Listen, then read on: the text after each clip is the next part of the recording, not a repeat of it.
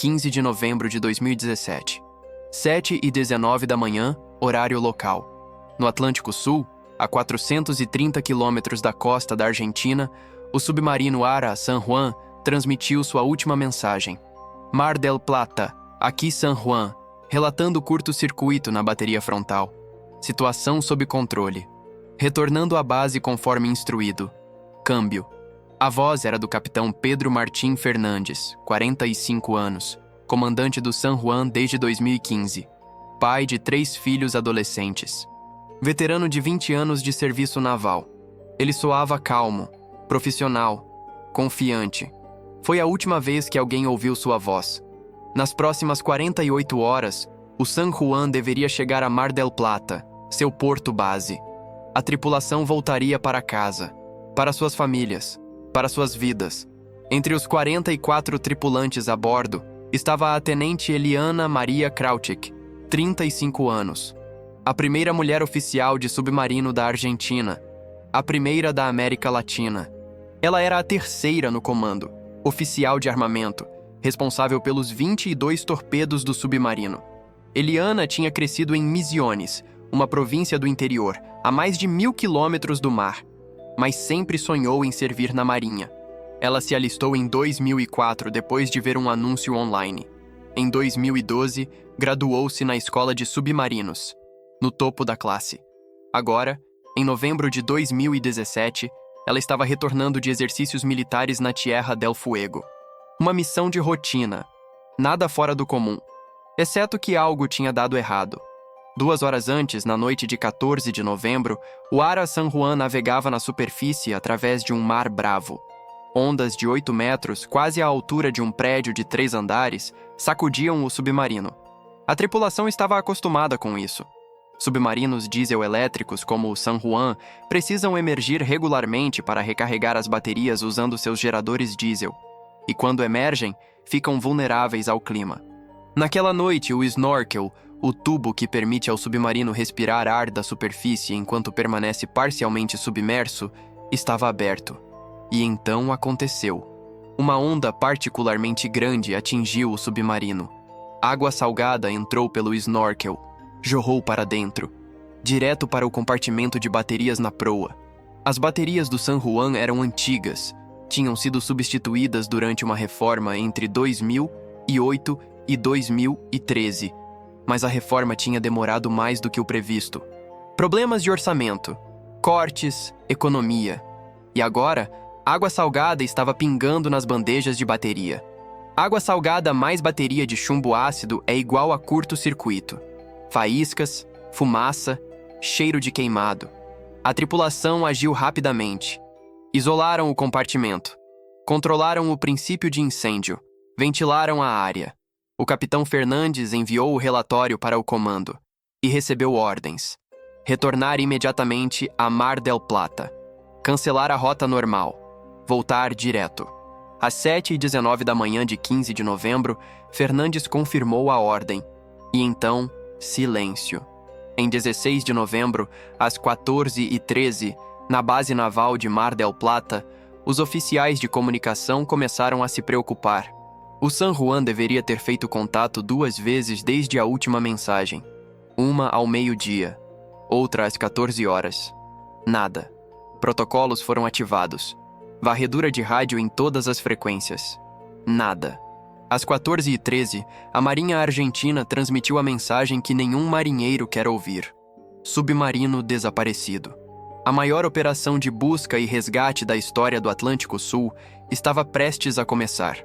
E 44 famílias estavam prestes a iniciar o pior pesadelo de suas vidas. Vamos falar do submarino, porque o ARA San Juan não era um qualquer.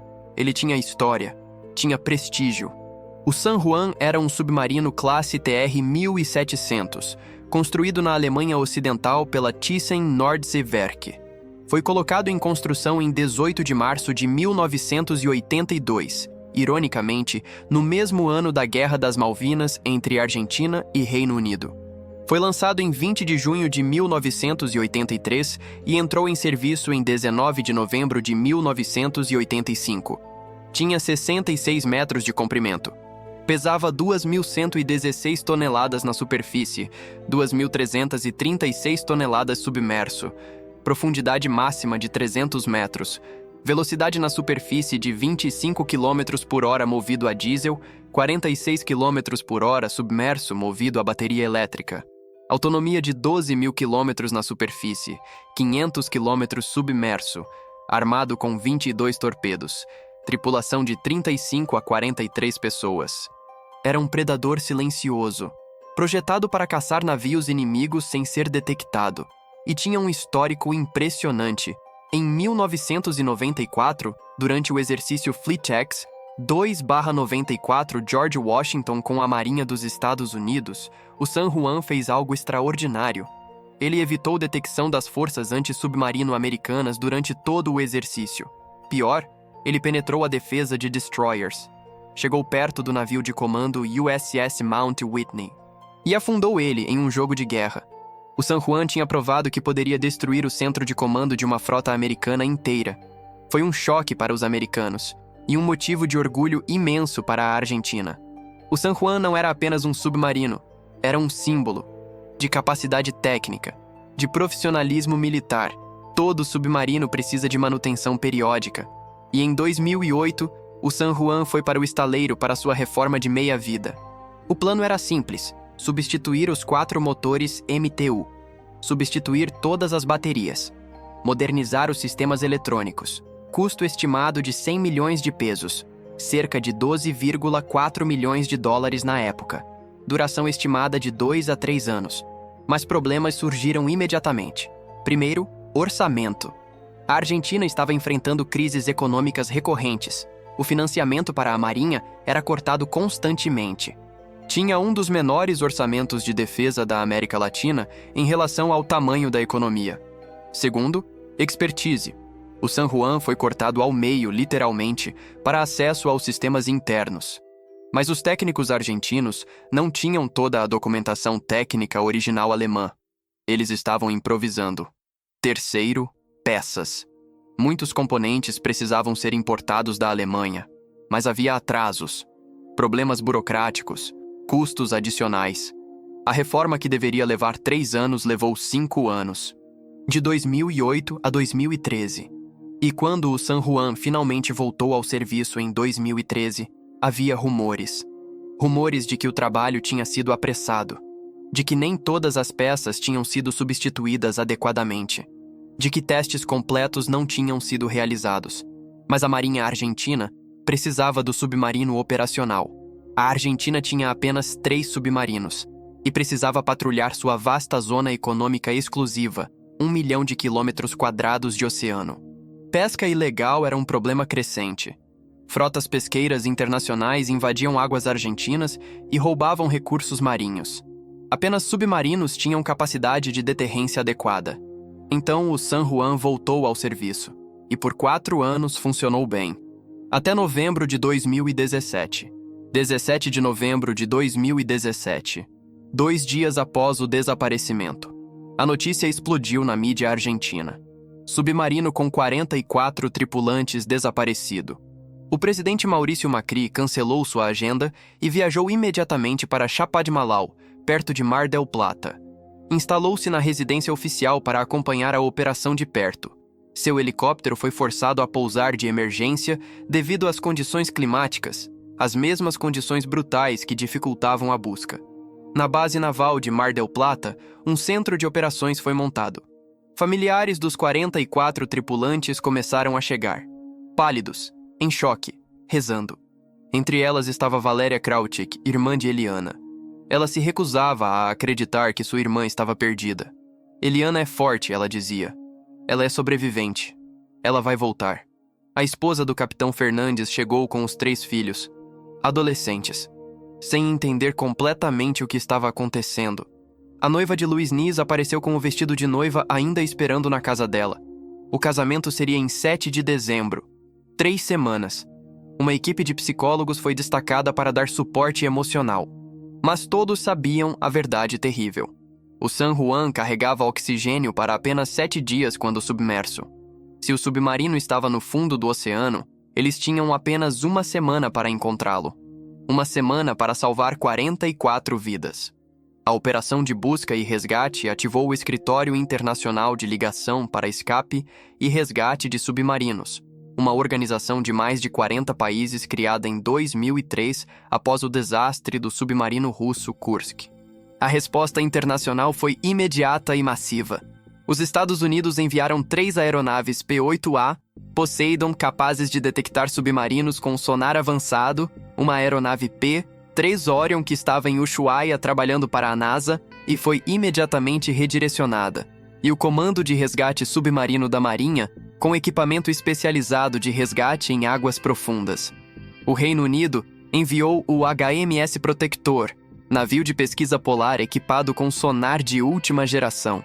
Esta foi a primeira vez desde a Guerra das Malvinas em 1982 que um navio de guerra britânico atracou em território argentino. Era um gesto simbólico poderoso, antigos inimigos unidos para salvar vidas. Nossos pensamentos permanecem com a tripulação do Ara San Juan e suas famílias, disse o comandante Angus Essenhai. O Brasil enviou o quebra-gelo Almirante Maximiano, navios oceanográficos Puerto Deseado e Austral, e equipes de especialistas em busca submarina. Chile, Rússia, Noruega, França, Alemanha, Peru, Uruguai, África do Sul, Espanha, todos enviaram ajuda. No total, mais de 30 aeronaves, 27 navios e 4.000 profissionais de 13 países. A área de busca era imensa, 482.507 km², maior que a Espanha, maior que a Califórnia, e as condições eram brutais. Ondas de 8 a 10 metros, ventos fortes, visibilidade zero, mas todos continuaram, porque havia 44 vidas em jogo. 18 de novembro, dia 3. Primeira pista falsa. O Ministério da Defesa relatou 7 tentativas de comunicação via telefone satélite que acreditavam ser do submarino. Famílias choraram de alívio. Abraçaram-se. Eles estão vivos, gritavam. Estão tentando nos contatar. A mídia explodiu com manchetes. Submarino tenta fazer contato. Mas horas depois, análise técnica revelou a verdade. As chamadas não eram do San Juan. Eram de outras fontes. Possivelmente até de telefones terrestres mal identificados. As famílias caíram em desespero novamente. Nos deram esperança, diziam entre lágrimas, e depois atiraram. 19 de novembro, dia 4. Tempestade severa. Ondas de 8 metros. O Ministério da Defesa anunciou que as condições meteorológicas não melhorariam até 21 de novembro. Navios de busca tiveram que reduzir a velocidade. Aeronaves foram impedidas de voar. E o oxigênio continuava diminuindo. 20 de novembro, dia 5. A Marinha anunciou que a fase crítica estava se aproximando. Se o submarino simplesmente tivesse perdido comunicações, mas ainda estivesse operacional, disse um porta-voz. Ele deveria ter chegado a Mar del Plata em 19 ou 20 de novembro. Não chegou. Isso significava que o submarino estava incapacitado, possivelmente no fundo do oceano. O relógio estava correndo. Restavam 2 a 3 dias de oxigênio. 21 de novembro, dia 6. Sons no oceano. Sistemas de sonar em 2 navios argentinos detectaram ruídos, possivelmente do San Juan. Boias de sonar foram lançadas por aeronaves P-8A na área. Elas também detectaram algo. Um oficial sênior da Marinha dos Esquecimeuera disse à CNN. Soa como batidas no casco.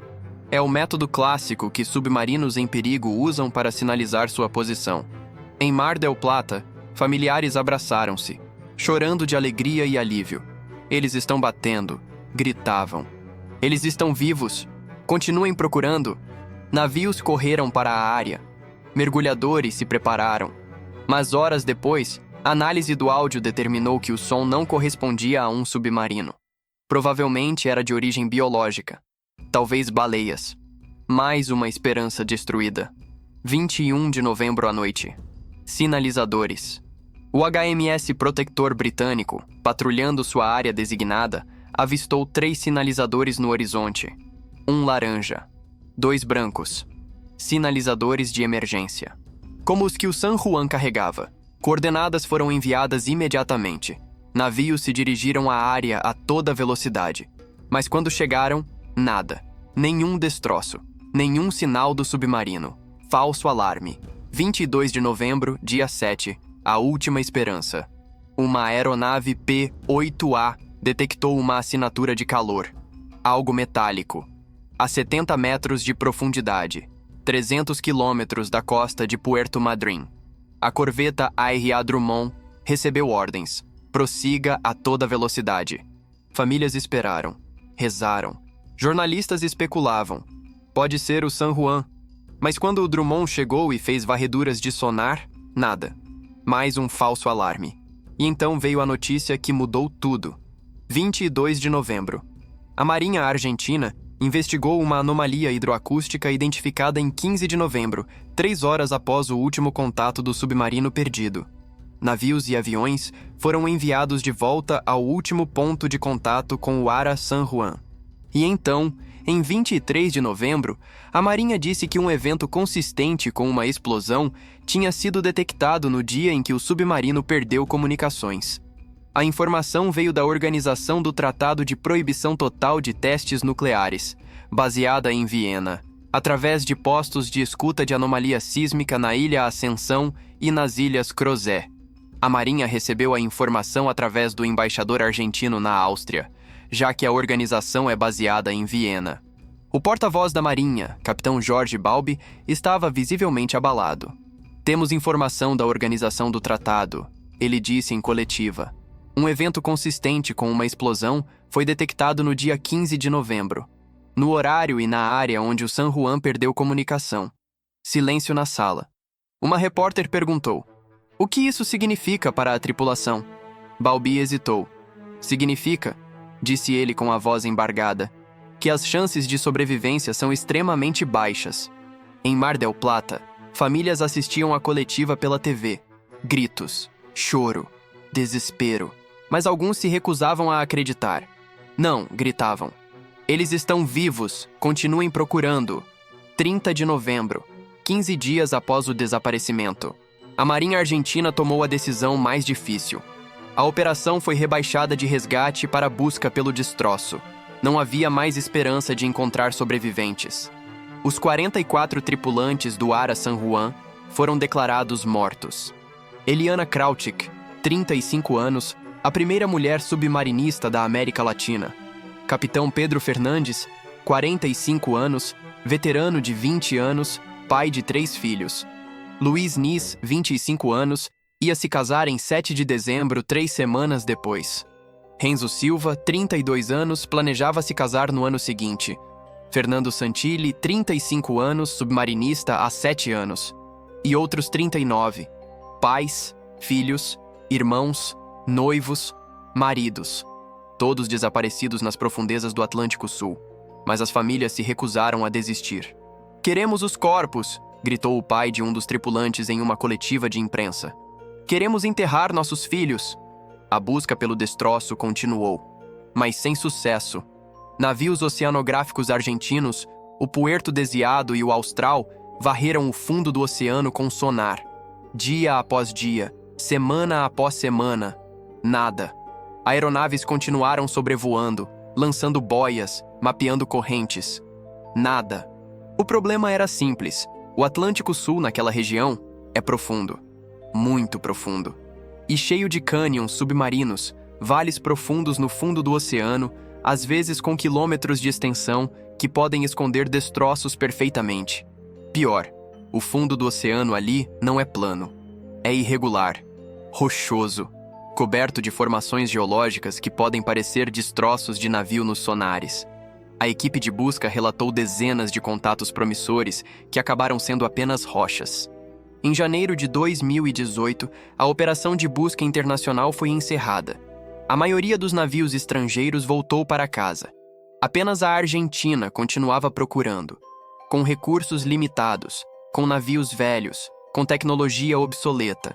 As famílias começaram a protestar. Manifestações em Buenos Aires. "Não nos esqueçam!", gritavam. "Nossos filhos merecem voltar para casa!" Cartazes com fotos dos 44 tripulantes. Eliana sorrindo em seu uniforme naval. Fernandes com seus 3 filhos. Luiz Nis com sua noiva.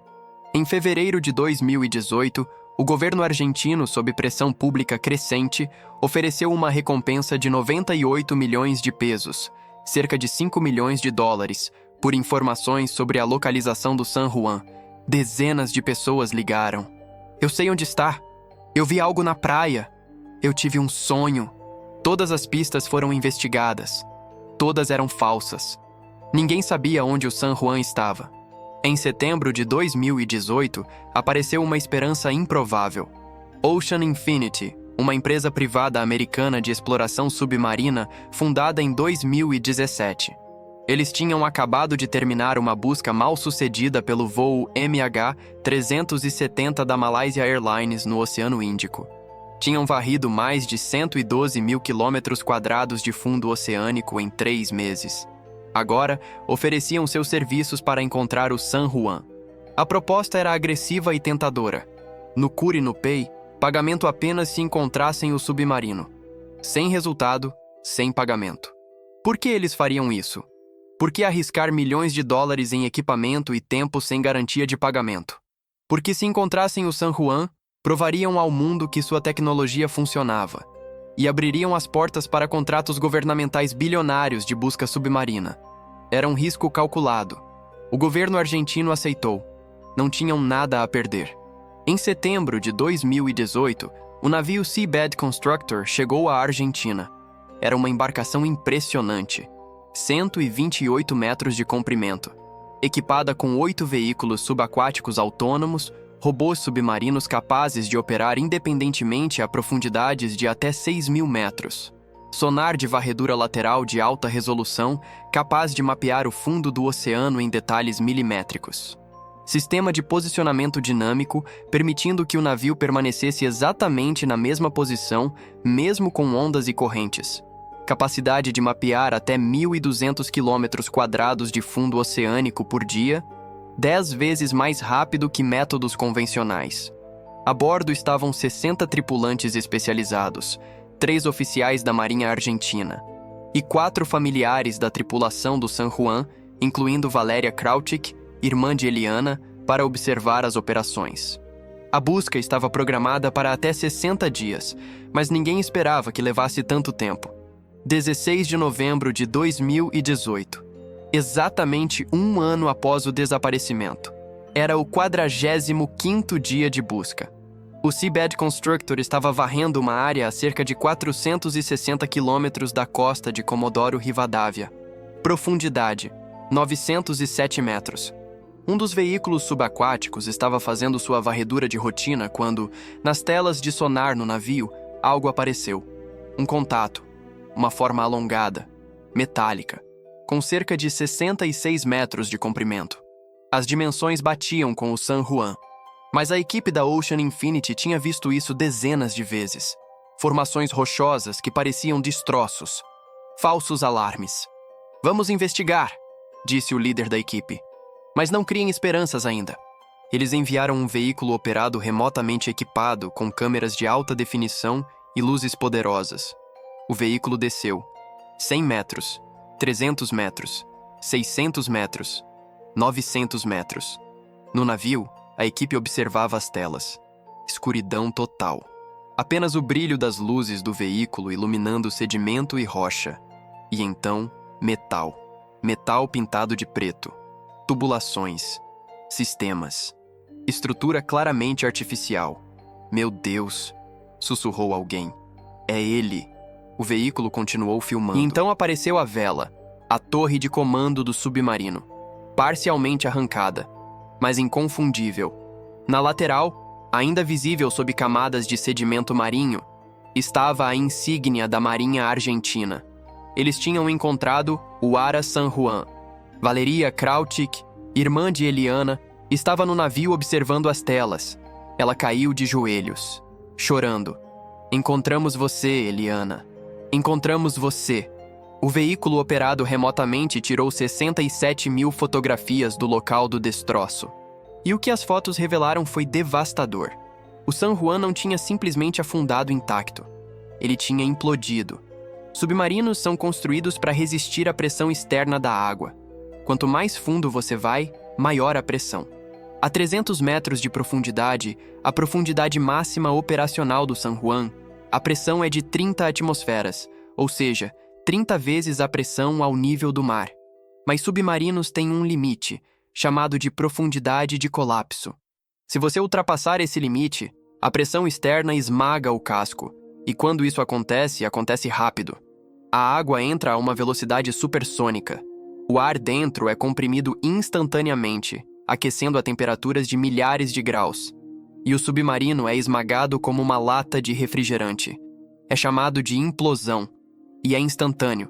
Ninguém sente dor. Não há tempo. Em uma fração de segundo, você está vivo. Na próxima fração de segundo, não está mais. As fotografias mostravam a seção da proa arrancada, jogada a 30 metros do corpo principal. A vela arrancada, deitada de lado. Os propulsores arrancados, espalhados pela área. O casco de pressão totalmente esmagado, achatado. Os destroços estavam espalhados por uma área de 8.000 metros quadrados. O San Juan tinha sido destruído pela pressão da água. Mas por quê? Por que o submarino desceu abaixo de sua profundidade de colapso? Baseado nas evidências, a última mensagem do Capitão Fernandes, a anomalia acústica, o estado dos destroços, investigadores montaram uma teoria do que aconteceu.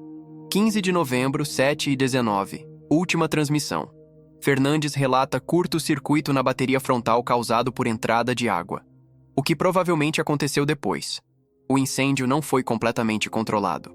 Quando baterias de chumbo ácido pegam fogo, elas liberam hidrogênio. E hidrogênio é extremamente inflamável. Se o sistema de ventilação estava comprometido, possivelmente pelo mesmo problema que causou a entrada de água, o hidrogênio pode ter se acumulado no compartimento frontal. Em algum momento entre 7h19 e 10h31, houve uma explosão, possivelmente no compartimento de baterias. A explosão pode ter danificado sistemas de controle. O submarino começou a descer descontroladamente. A tripulação tentou emergir soprando ar comprimido nos tanques. Mas se os tanques também foram danificados pela explosão, não funcionaria. O San Juan desceu abaixo de 300 metros, abaixo de 400 metros, abaixo de 500 metros. Em algum ponto entre 600 e 700 metros, a pressão externa excedeu a capacidade estrutural do casco. E o submarino implodiu.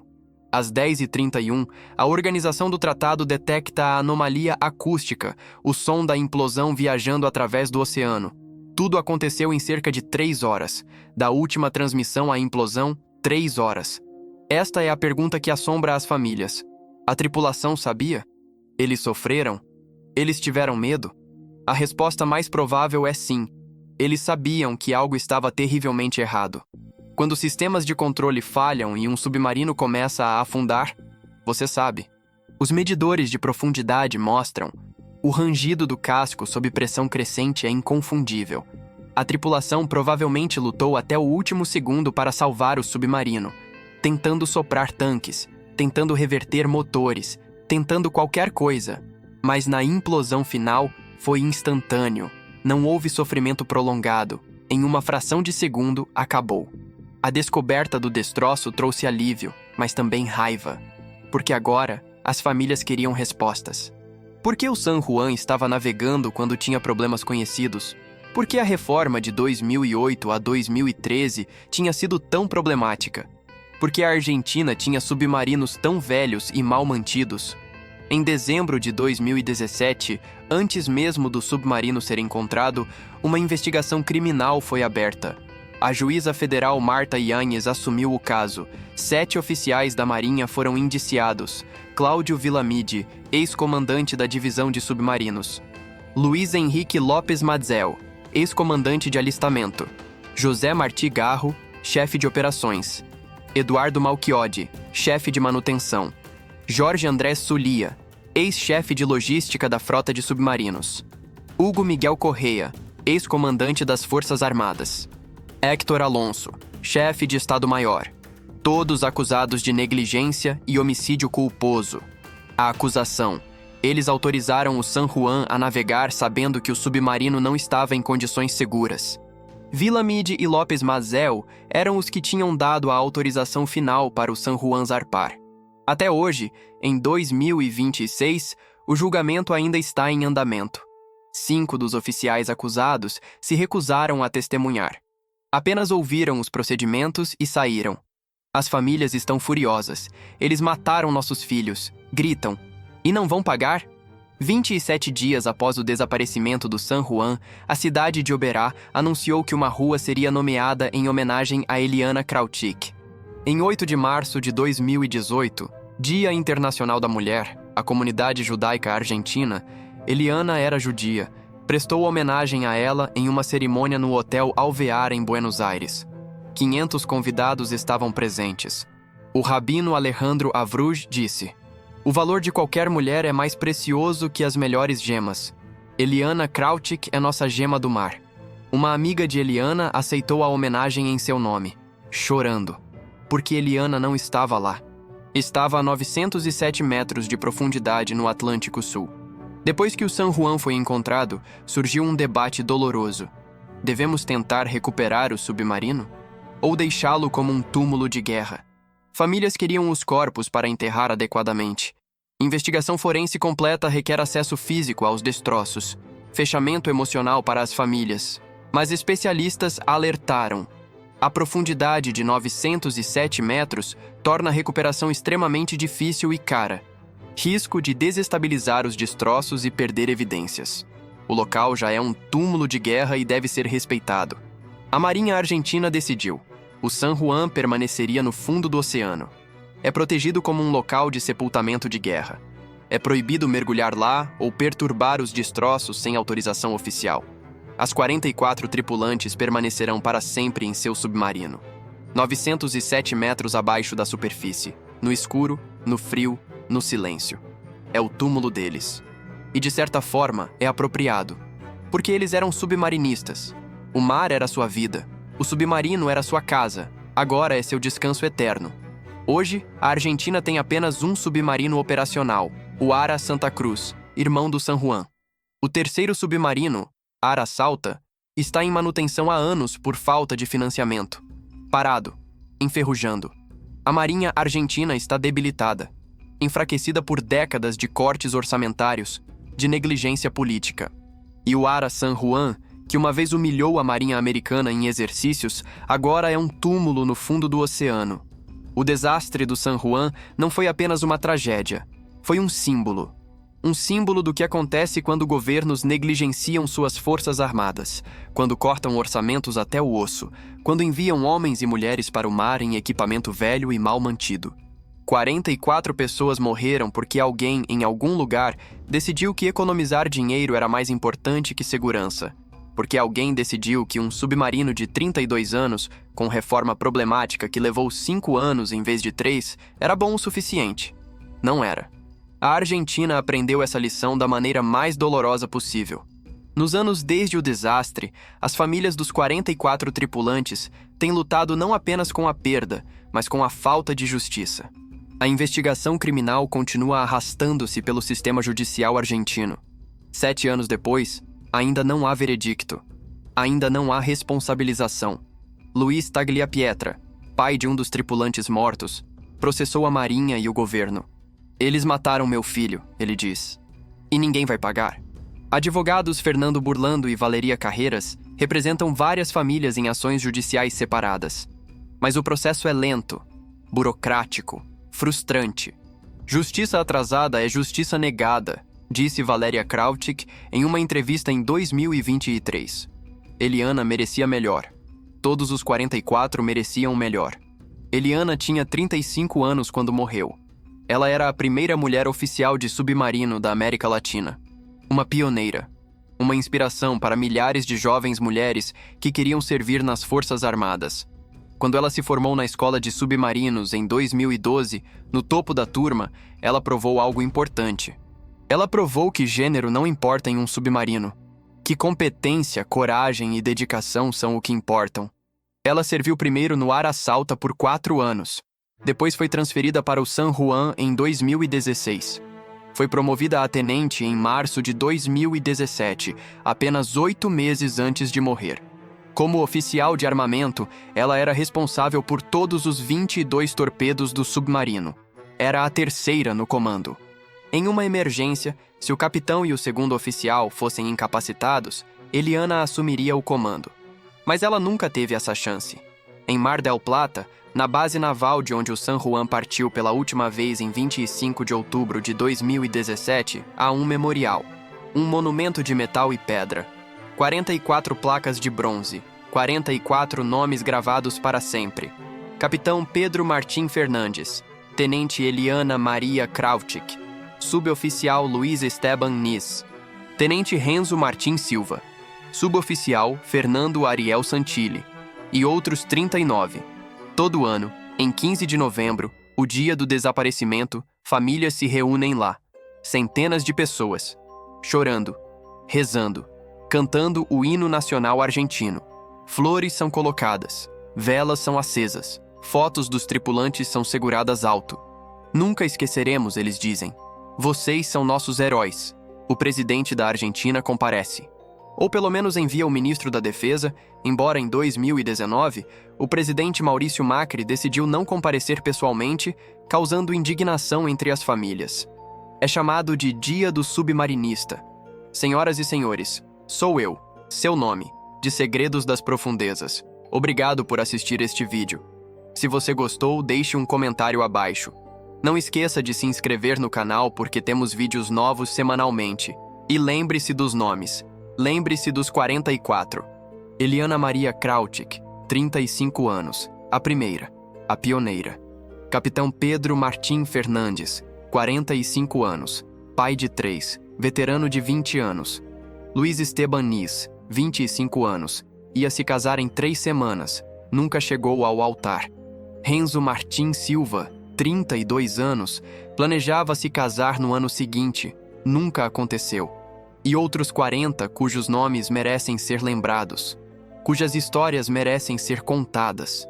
Eles não voltaram para casa. Eles não viram suas famílias novamente. Mas suas histórias, suas vidas, viverão para sempre. Porque nós lembramos.